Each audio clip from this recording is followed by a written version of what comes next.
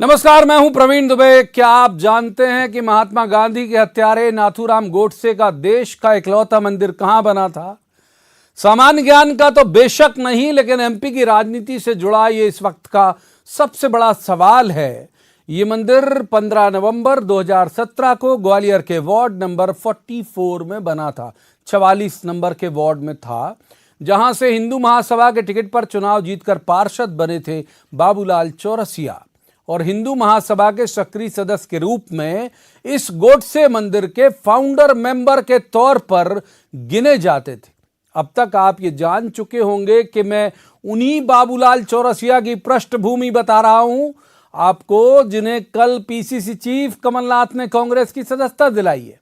तो इस पूरे घटनाक्रम के बाद पहला सीधा सवाल कि महात्मा गांधी के विचारों पर चलने वाली पार्टी में गांधी के हत्यारे गोडसे भक्त की एंट्री कैसे हुई? लेकिन हैरत की बात यह है कि इसका जवाब खुद कांग्रेसियों के पास भी नहीं है। गोडसे भक्त के कांग्रेस में हुए दाखिले को लेकर पार्टी के उम्रदराज नेता मानक अग्रवाल सबसे पहले विरोध में सामने आए। उन्होंने कहा कि जो गांधी के हत्यारे को पूछता हो उसके लिए कांग्रेस में कोई जगह नहीं होनी चाहिए। लेकिन इस मुखालिफत की तलखी दर्ज हुई अरुण यादव, पूर्व पीसीसी चीफ, उनके ट्वीट के साथ। उन्होंने ट्वीट करके कहा कि बापू हम शर्मिंदा हैं। बाकी दिग्विजय सिंह इस लाइन को पूरा करते हुए अक्सर कहते हैं कि तेरे कातिल जिंदा है। मैं सोच रहा हूं कि आज दिग्विजय सिंह क्या कहेंगे जब बापू के कातिल को पूजने वाले ही उनकी पार्टी में फूल मालाएं पहनाकर ससम्मान अगुवाई करवा रहे हों, तो फिर इस पे कहा ही क्या जाए। इस पूरे घटनाक्रम पर गृह मंत्री नरोत्तम मिश्रा का बयान आया। अक्सर मैं जिक्र करता हूं नरोत्तम मिश्रा जी का, होम मिनिस्टर जो है वो अपने बयान से ज्यादा मारक तरीके से रोज सामने आते हैं। तो उनका बयान आया कि असल में कांग्रेस महात्मा गांधी का वोट और नोट के लिए ही इस्तेमाल करती रही है। गोडसे के पुजारी की कांग्रेस में सवारी इस बात की पुष्टि है। तो गोडसे भक्त के मुद्दे पर बीजेपी ही नहीं, कांग्रेस से भी उठ रहा है सवाल कि गांधी की कांग्रेस में गोडसे भक्त क्यों? बहुत सारे होंगे सवाल, और जो खास पैनल मौजूद है उससे कहेंगे कि जवाब तो देना होगा। लेकिन पहले आपको दिखाते हैं एक रिपोर्ट, देखिए।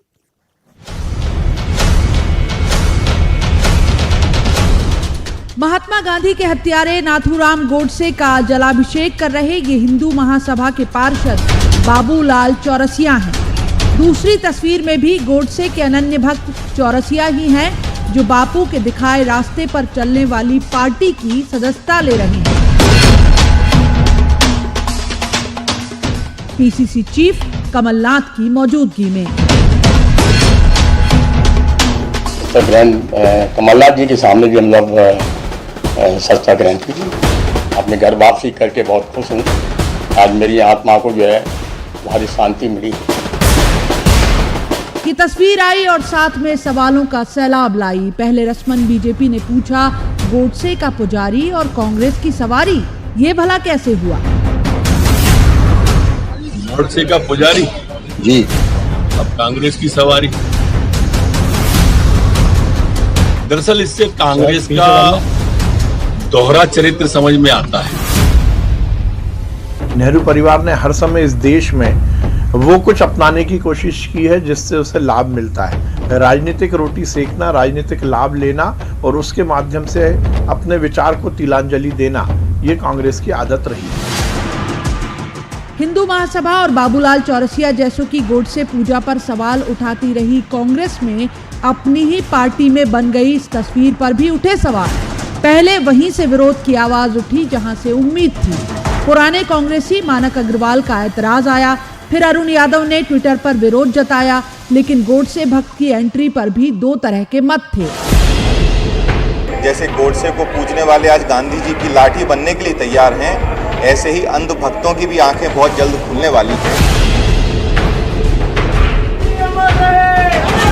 ये दोनों तस्वीरें कई सवाल खड़े करती हैं। पहली तस्वीर तो सिस्टम पर सवाल है कि राष्ट्रपिता के हत्यारे को समारोह पूर्वक पूजने, मंदिर बनवाने, स्टडी सेंटर खुलवाने की अनुमति मिलती कैसे है? और फिर सियासत से उठा ये सवाल भी कि बापू के हत्यारे बापू के ही सिद्धांतों पर चलने वाली पार्टी में भी क्यों किनारे नहीं किए जा सकते? सीधा सवाल ये कि गांधी की कांग्रेस में गोडसे भक्त क्यों? जवाब तो देना होगा। ग्वालियर में सुशील कौशिक, भोपाल में मनोज राठौर, अनुराग श्रीवास्तव के साथ bureau report, news 18 Madhya Pradesh Chhattisgarh. तो एक बेहद खास पैनल हमारे साथ जुड़ा है। सबसे पहले उसका तारुफ मैं आपसे करा दूं। हमारे साथ हैं जेपी धनोपिया, कांग्रेस के बहुत वरिष्ठ नेता हैं, पिछड़ा वर्ग आयोग के अध्यक्ष भी हैं। बहुत स्वागत धनोपिया जी का। दूसरे मेहमान आशीष अग्रवाल, ये उसी इलाके से वाबस्ता हैं जहां का ये जिक्र है, जहां पे गोडसे का मंदिर है। बीजेपी के बड़े युवा, ऊर्जावान और विद्वान प्रवक्ता हैं। आशीष जी का बहुत स्वागत। तीसरे मेहमान दिनेश गुप्ता, पत्रकारिता का बहुत चर्चित चेहरा है, बहुत अच्छे राजनीतिक विश्लेषक हैं। दिनेश जी का भी स्वागत है। जाहिर तौर पर आज शुरुआत करेंगे धनोपिया साहब से।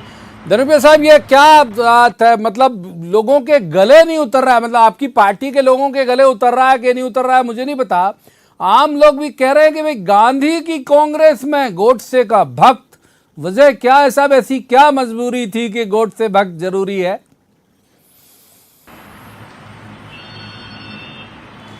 त्रिवेदी जी, व्यक्ति विशेष विचारधारा के साथ होता है।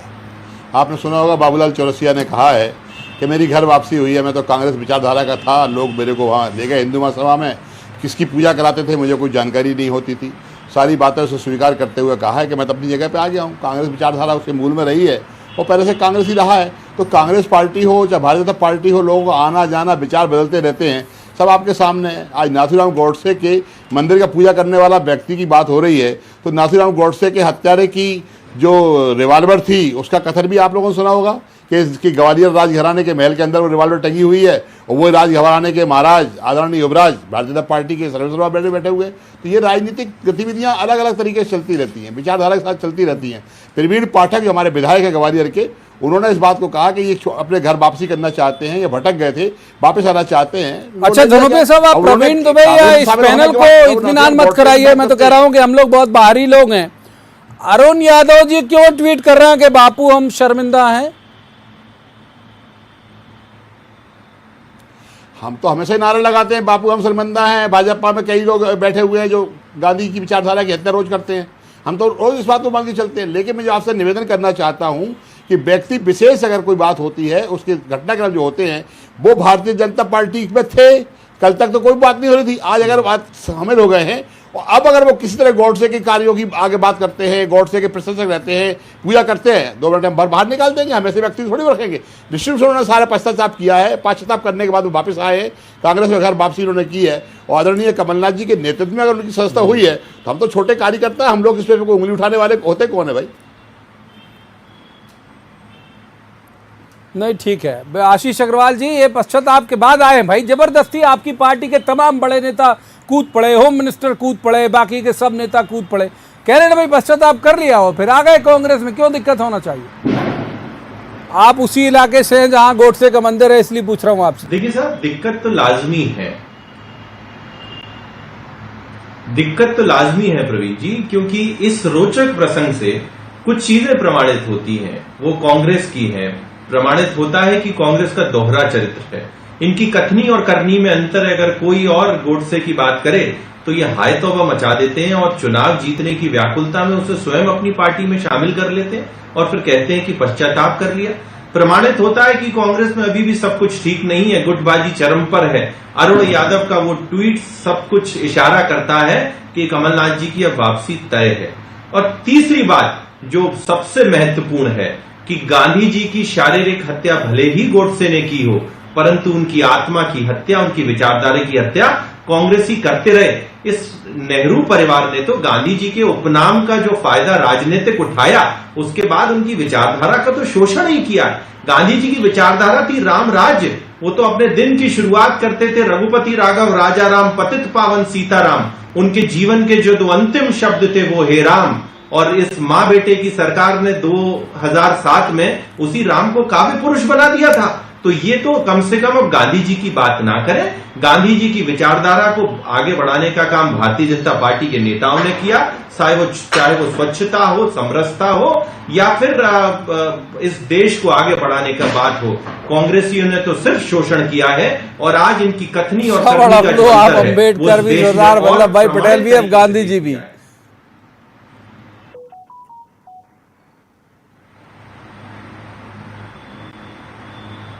हड़प रहे हो भाई इनके बड़े नेता आप सब सारे।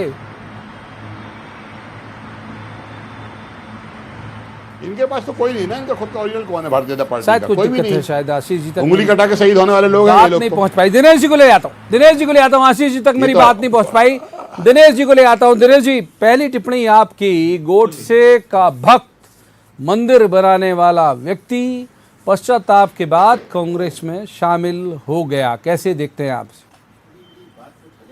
किसी को भी, जैसा कि आप देख रहे हैं कि कांग्रेस पार्टी में भी लोगों को ये बात हजम नहीं हो रही कि आप एक ऐसे व्यक्ति को अपनी पार्टी में कैसे ले सकते हैं जो अपनी विचारधारा को जग जाहिर करता है। वो विचारधारा ऐसी विचारधारा है जिसका जो है कांग्रेस लगातार विरोध कर रही है और जिसको मुद्दा बनाती रही है। मतलब आज ये देखिए, ऐसा लगता है कई बार कि कांग्रेस में कहीं ना कहीं वैचारिक द्वंद्व जो चल रहा है कि वो लेफ्ट चले, राइट चले, सेंटर खिले, उसे कहीं ना कहीं उसमें गांधी भी ऐसा लगता है कि उनके उसके लिए धीरे धीरे अनरिलेवेंट होते जा रहे हैं। यदि वो कोई एक व्यक्ति के लेने से उस कांग्रेस पार्टी को कोई बहुत बड़ा फर्क नहीं पड़ रहा है, और वो भले ही कोई भी पश्चाताप कर रहा हो, कुछ भी कर रहा हो, लेकिन जो कृत्य है पार्षद, हाँ, मतलब मैं कह रहा हूँ ग्वालियर में कोई बहुत बड़ा नाम नहीं है कांग्रेस के लिए पार्षद, बताइए आप। पार्षद भी जो है, मैं कह रहा हूँ ना, बहुत बड़ा नाम नहीं है। इससे कांग्रेस के वोटों में कोई बड़ा परिवर्तन नहीं आना। और जिस हिंदू महासभा की बात होती है, वो उस हिंदू महासभा का भी कोई उस इलाके में बहुत बड़ा वजूद भी नहीं है। हाँ। तो आप जब किसी को अपनी पार्टी में शामिल कर रहे हैं तो ये तो देख लें कि हमारे इस पर किस तरह की आरोप हैं या किस तरह की इस पर एक्टिविटीज़ है। तो शायद जो है कुछ ऐसा लगता है कि सोच विचार कर लिया गया। ऐसा लगता है कि जो है कहीं ना कहीं जो है कि कोई आया कि साहब ये ले लीजिए, इससे बड़ा परिवर्तन आएगा, तो आपने शामिल करा लिया, क्योंकि ये सामान्य घटना नहीं है देश में। इस घटना को आप बिल्कुल पूरी पार्टी यहाँ से लेकर दिल्ली तक सवाल उठ रहे हैं। कांग्रेस पार्टी के भीतर खुद ये जो है इसको जवाब देना मुश्किल होगा कि आपने ऐसा क्यों ले लिया है। क्योंकि अरुण यादव जो है, यदि वो कह रहे हैं कि बापू हम शर्मिंदा है, तो इस छोटे से फोटो के साथ कह रहे हैं वो। हाँ, मतलब इसको फोटो के साथ ट्वीट कर रहे हैं वो। तो मध्य प्रदेश कांग्रेस कमेटी में कहीं ना कहीं इस मुद्दे को लेकर आप देखिए कि दो धड़े अलग अलग दिख रहे हैं कि एक है कि नहीं, चाहता है कि ये नहीं होना चाहिए। और आज की तारीख में जो स्थिति मध्य प्रदेश में हम देख रहे हैं कांग्रेस की, कि एक वन साइडेड कांग्रेस है, केवल कमलनाथ जी की कांग्रेस दिख रही है इस वक्त। और आप जो जैसे अरुण यादव जी हैं या जो दूसरे नेता हैं, वो लगातार हाशिए पर हैं और कोई भी विचार मंथन की प्रक्रिया भी शायद मुझे लगता है कि इसके पहले नहीं हुई। अन्यथा ये जो इस तरह की एंट्री कांग्रेस पार्टी में होती नहीं, क्योंकि ये जो है कांग्रेस पार्टी का कोई अस्तित्व यहाँ खतरे में नहीं है। मध्य प्रदेश में 2 पार्टियों का सिस्टम है। आप जो है कुछ ना भी करेंगे तो भी जनता आपको यदि एंटी इनकम्बेंसी का वोट देना चाहेगी तो भी कांग्रेस पार्टी है। इतनी चिंता जो है कांग्रेस पार्टी कर नहीं रही। लेकिन जिस तरह से इन्होंने एंट्री कराई है, तो ऐसा लगता है कि ये मतलब कहीं ना कहीं खुद कांग्रेस पार्टी इस वक्त जो है एक रॉन्ग बॉक्स में खड़ी हो गई। रॉन्ग बॉक्स में खड़ी हो गई। एक बार धनुपे साहब का रुख कर देते हैं। जो आशीष जी ने आरोप लगाया उस पर भी जवाब लेंगे। और गृह मंत्री जो हैं मध्य प्रदेश सरकार के, धनुपे साहब, वो कह रहे हैं कि असल में कांग्रेस महात्मा गांधी का वोट और नोट के लिए ही इस्तेमाल करती है केवल। और आशीष जी कह रहे हैं कि गांधीवादी विचारधारा के सबसे बड़े हत्यारे आप लोग हैं।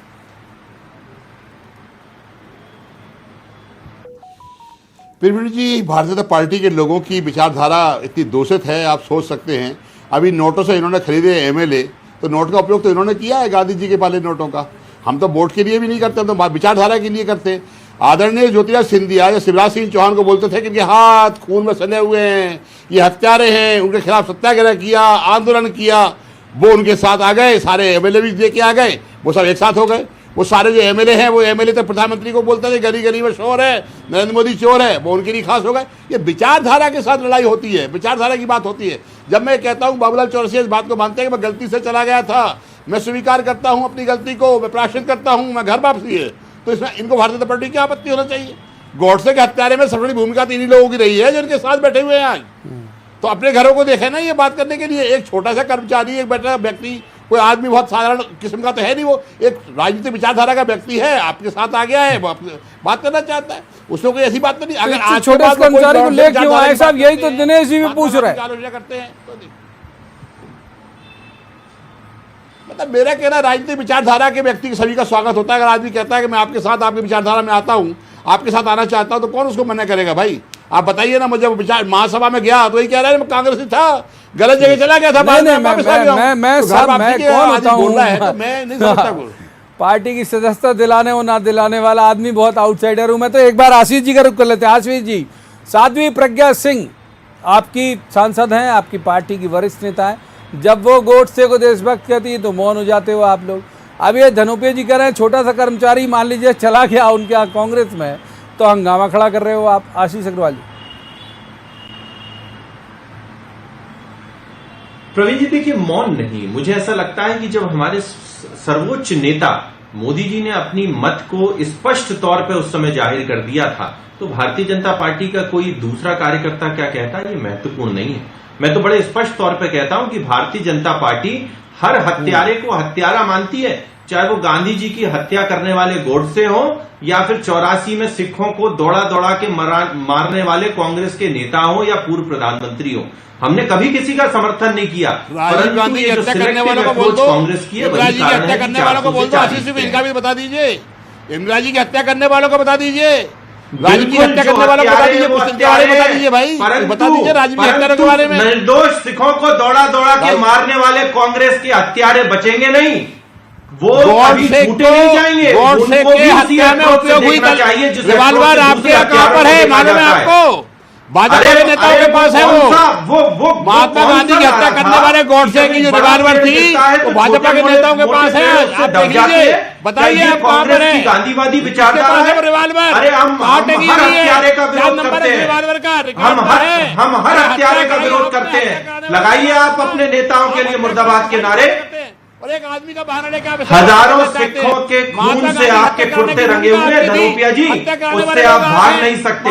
आप बात पूरी हो जाने दीजिए मेरी, अपने क्रम पे बोलिए, अपने क्रम पे बोलिए, मैं अपनी बात को समाप्त कर। बात पूरी धनोपिया साहब, बात सुन लेते हैं। धनोपिया जब आप बोल रहे थे तो आशीष जी मौन थे, इससे मैं सहमत हूँ। धनोपिया साहब मुझे बताइए। अरे धनोपिया जी, जब आप बोल रहे थे तो आशीष जी मौन थे, सुन तो लीजिए उनकी लाइन क्या है, सुन लेते हैं, दर्शकों को भी सुनना चाहिए आशीष अग्रवाल की लाइन क्या है। बोलिए आशीष जी, बात पूरी करिए, फिर दिनेश जी की तरफ जाएंगे। की लाइन है इनकी भाई, आपने पूछा साध्वी जी का। देखिए बड़ा स्पष्ट है, हम हर हत्यारे को हत्यारा मानते हैं, चाहे वो गांधी जी की हत्या करने वाले गोडसे हो या हजारों सिखों को दौड़ा दौड़ा के मारने वाले कांग्रेस के नेता हो। मैं कांग्रेस से पूछता हूँ कि विचारधारा कौन है? बताइए, वो आपके जैसे नहीं है, देश वो बताएं कि डीएनए कौन सा है। उनका डीएनए तो डी से डायनेस्टी, एन से नेपोटिज्म और ए से अपीसमेंट है। इसके अलावा रिवाल्वर कहां है भाई? आप बताइए, सत्ता को पाने के लिए गांधी की हत्या करने वाली वो रिवाल्वर कहां है? जनता इसके पास टंगी हुई है और वो मालिक कहां है? आज ये शोर में तब्दील हो गया। मुझे तीसरे मेहमान को रोकना को शामिल करना पड़ेगा, माफ कीजिए, दोनों को रोकूंगा, पर्याप्त वक्त मैं देता हूं, लेकिन शोर में तब्दील हो जाता है, दर्शकों को बड़ा इरिटेशन होता है, वो समझना चाहते हैं कि दोनों पार्टी की लाइन क्या है। दिनेश जी को शामिल कर लेते हैं। दिनेश गुप्ता ये हमारे साथ हैं। दिनेश जी, ये जो जिस बात से पहले आपसे चर्चा की शुरुआत की थी, नगर निगम चुनाव है, नगरीय निकाय चुनाव, इतना बड़ा ओहदा, खुद भी बहुत वरिष्ठ नेता हैं जेपी धनोपिया साहब, वो मान रहे हैं कि इतना बड़ा ओहदा नहीं है, वो भी कह रहे हैं कि इतना बड़ा ओहदा नहीं है, तो क्यों जरूरत पड़ी कांग्रेस को तब जब वो जानते थे कि उसकी फजीयत जो है यहां से लेकर दिल्ली तक चलेगी? दिनेश जी देखिए क्या है कि जिसने का भी ये मूव है आपको जो है इस तरह के व्यक्ति को कांग्रेस पार्टी में प्रवेश कराने का, उसको हम ये नहीं कह सकते कि वो कांग्रेस। प्रवीण पाठक वहीं से एमएलए, उन्होंने विरोध किया, आप देखिए ना, अरुण यादव ने किया, मतलब कितने बड़े बड़े लोग कर रहे हैं। इन्होंने जिसने भी ये एंट्री का दरवाजा खोला है वो जानता था कि इस पर विवाद है, ऐसा नहीं है कि वो मेंबरशिप दिलवाई है, लेकिन जो है पाठक ग्वालियर से लेके आए हैं उनको, जो है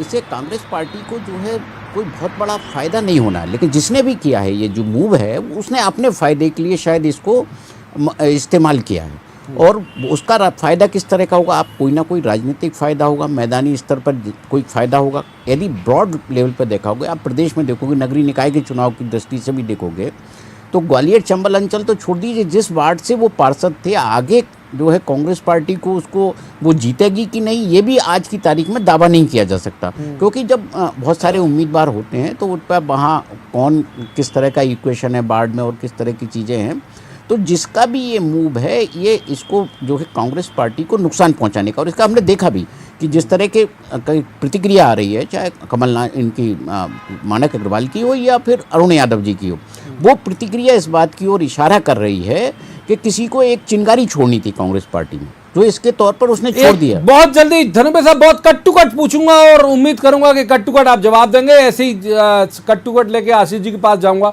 फायदा होगा बाबूलाल चौरसिया जी के आने से, कांग्रेस मजबूत होगी ग्वालियर में? ग्वालियर से विधायक है पीडी पाठक जी, उनने कोई राजनीतिक फायदे देखे होंगे, इसलिए वो लेकर आए थे संसद दिलाने के लिए। आदरणीय कमलनाथ जी ने संस्था दी है, इसलिए हम तो इस विषय पर यही कहेंगे कि जो हुआ ठीक हुआ। जो हुआ ठीक हुआ। आशीष अग्रवाल साहब, फायदा होगा आपको, नुकसान होगा बाबूलाल चौरसिया जी के जाने से? और उन पर चर्चा इसलिए भी महत्वपूर्ण है क्योंकि उनका नाम गोडसे के साथ जुड़ा हुआ, गोडसे भक्त के तौर पर जुड़ा हुआ। क्या फर्क पड़ेगा आपकी पार्टी को उनके वहां कांग्रेस में जाने से? देखिए, राजनीतिक फायदा हो या ना हो, परंतु वैचारिक रूप से हम जो आरोप कांग्रेस पे लगाते रहे हैं वो अब प्रमाणित होते जा रहे हैं। मैं दोबारा कहता हूं कि कांग्रेस ने सिर्फ गांधी जी के नाम का दुरुपयोग किया है, उनकी वैचारिक हत्या की है और गांधी जी के हत्यारों को कांग्रेस ने हमेशा से आगे बढ़ाया है और यह प्रमाण अब कांग्रेस के द्वारा किया गया है। तीसरी बात, ये उस व्याकुलता को भी बताती है कि जो व्याकुलता कांग्रेस में नगरीय निकाय चुनावों को जीतने की है, कमलनाथ जी को अपने स्थापित करने की है, और जो शर्मिंदगी अरुण यादव ने कमलनाथ के इस कृत्य पे की है, वो बताती है कि कांग्रेस का हश्र अभी और होने वाला है। कुल मिला के मध्य प्रदेश की जनता कांग्रेस से जो बची खुची और उम्मीद कर सकती थी, वो भी इस प्रकरण के बाद समाप्त कर देगी। दिनेश जी, आपसे क्लोजिंग रिमार्क एक मैं चाहूँगा जरूर से कि आशीष जी बहुत चतुराई से विद्वान व्यक्ति हैं, तो वो कट गए। उन्होंने साध्वी प्रज्ञा वाले मसले को फोकस ही नहीं किया, उस पर उसका ज़्यादा जिक्र नहीं किया। दूसरा, मैं ये कहूँगा कि ये इस पूरे मसले को लेके और पार्टी में जिस तरह से ट्वीट शुरू हुए, ये तो आपस में ही चर्चा करके हो सकते थे, फ़ोन पे हो सकते थे कि साहब क्यों शामिल करा लिया। ये जो ट्वीट है वो क्या कहता है? और दूसरा, ये जो प्रज्ञा वाला मामला, ये बीजेपी ने एक तरह से अपना पूरा सब, अगर हम इसे दाग माने तो धुल गए सारे बीजेपी के। बिल्कुल, देखिए क्या है कि जब कांग्रेस पार्टी खुद इस तरह के स्टैंड लेगी और ऐसे लोगों को पार्टी में एंट्री कराएगी, तो उनके जो नेताओं पर आरोप लगते, देखिए आरोप कटघरे में तो हमेशा भारतीय जनता पार्टी खड़ी होती है ना। जब गोडसे के बारे में जब कहा जाता है, तो जब उसके नेता कुछ करते तो वो नेचुरली उन पर ही आरोप है, इसलिए आप उनको ये नहीं कहेंगे कि वो जो है उस विचार के साथ हैं या नहीं है। लेकिन जब कांग्रेस पार्टी जो ये आरोप लगाती है, वो खुद इस तरह के लोगों की, इस तरह के जो तत्व हैं उनको यदि प्रश्रय देगी, तो निश्चित तौर पर जो है कांग्रेस पार्टी खुद कटघरे में होगी। चाहे वो साध्वी प्रज्ञा का आप बयान लीजिए, साध्वी प्रज्ञा के बयान से तो जो भारतीय जनता पार्टी पे आरोप लगते रहे वो और पुख्ता हुए थे ना। लेकिन आज आप उस तरह की बाबूलाल चौरसिया जैसे जो लोगों को आप यदि पार्टी में लेते हैं, तो उससे तो आप खुद ही रॉन्ग बॉक्स में खड़े हो जाते हैं, रॉन्ग बॉक्स में खड़े हो जाते हैं। माफ कीजिए, वक्त इतनी चर्चा की इजाजत देता है। तीनों मेहमानों का बहुत बहुत शुक्रिया यहीं पर। लेकिन एक बात जरूर है, जो दिनेश जी कह रहे थे, मैं उससे बिल्कुल सहमत हूं कि हम लगातार देख भी रहे हैं कि कांग्रेस जब अपर हैंड होती थी तब से लेके आज दिनांक तक हमेशा लूज बॉल देती है, और बीजेपी के पास बल्लेबाजों की कमी नहीं है कतई। वो बहुत तेजी से आके फ्रंट फुट उस बॉल को बाउंड्री के पार पहुंचाते हैं, टॉकिंग पॉइंट क्रिएट कराते हैं, और मुश्किलें जो हैं वो कांग्रेस की ही बढ़ाते हैं। हैरत की बात यह है कि इस तरह कौन सलाहकार हैं जो बहुत छोटे से फायदे के लिए इतने बड़े बड़े डिसीजन दिला देते हैं कि गांधी जी भी अगर आज जिंदा होते तो शायद कहते ही अगर स्वर्ग में से भी कह रहे होंगे तो कह रहे होंगे कि हे राम। तो आज की इस चर्चा में इतना ही। कल किसी खास मसले पर खास पैनल के साथ बैठेंगे और कहेंगे, जवाब तो देना होगा। तब तक आप देखते रहिए न्यूज़ 18 मध्य प्रदेश छत्तीसगढ़।